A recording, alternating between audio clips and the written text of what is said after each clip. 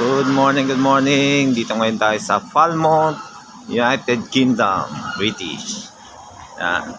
Nasa harapan ko ngayon yung isa sa mga famous na simbahan dito na itinayo ni Queen Elizabeth. Yan. Yan po.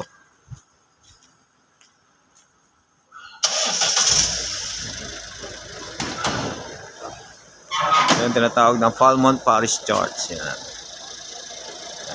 Isa sa mga tinayo ni Queen Elizabeth dito sa Falmouth.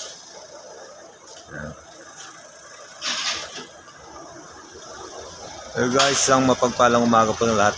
Muli, God bless po sa atin lahat. Thank you, thank you. Falmouth. Thank you guys and God bless.